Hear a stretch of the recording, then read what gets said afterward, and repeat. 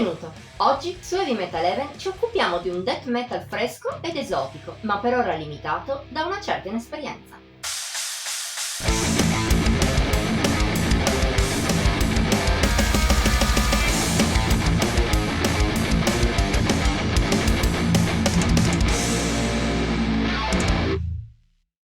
È una strana storia quella del death metal. Se negli anni 90 era un laboratorio in continuo divenire, con tanti che partivano dal genere per arrivare lontano, oggi le branche che esse hanno fondato si sono istituzionalizzate.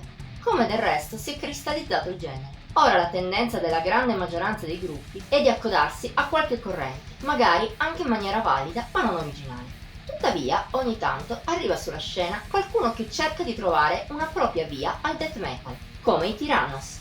Nati nel 2017 a Londra, dopo un demo hanno pubblicato lo scorso 21 giugno il loro primo EP, Spears of the Aten, un lavoro che da un lato mostra una grande freschezza.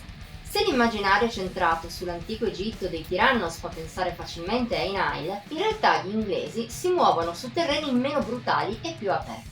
La base di partenza è senza dubbio il death classico, ma la band lo spinge in una direzione più esotica, includendo un bel carico di melodie.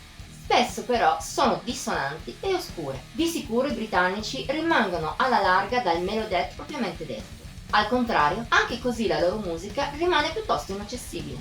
In più, Spears of the Aten può contare su una buona capacità di integrare influssi esterni.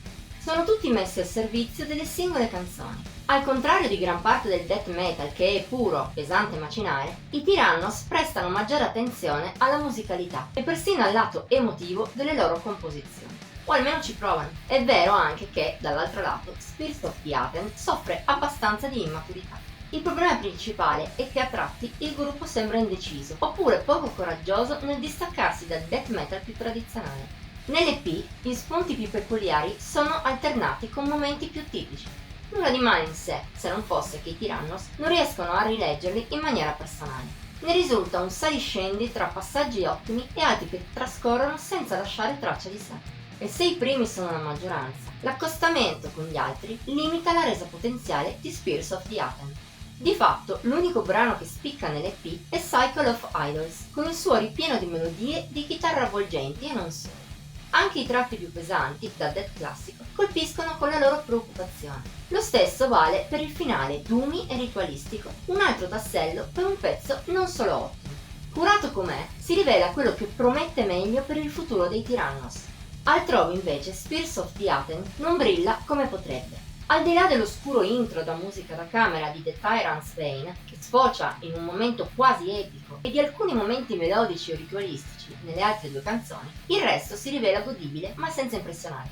Contando che è un primo EP di una band giovane e con poca esperienza, ci può anche stare. Tuttavia i Tyrannos dovranno affinare meglio la propria formula se vogliono sfruttare appieno il potenziale della loro personalità. Spears of the Aten è un buon primo passo su un sentiero che ha già una direzione ben precisa e ottima, ma gli inglesi dovranno percorrerlo ancora per un bel pezzo. Solo se avranno il coraggio di osare di più e di sviluppare ancora meglio i loro spunti originali potranno dire la loro. Per quanto ci riguarda, ce lo auguriamo con calore. Nel metal di oggi, che tende ormai solo a ripetere vecchi schemi, quelle poche band che ne portano di nuovi in maniera matura e consapevole sono fondamentali. Voto di Heavy Metal Even 67 su un massimo di 80 per EP. Per oggi abbiamo terminato. Se ti è piaciuta la recensione metti il like, commentala e condividi. Puoi anche seguire il nostro canale e cliccare la campanella delle notifiche per rimanere aggiornato sui nostri nuovi contenuti. Ti invitiamo inoltre a seguirci su Facebook, Instagram e Pinterest. Trovi i link alle nostre fanpage in descrizione. Ci vediamo la prossima volta!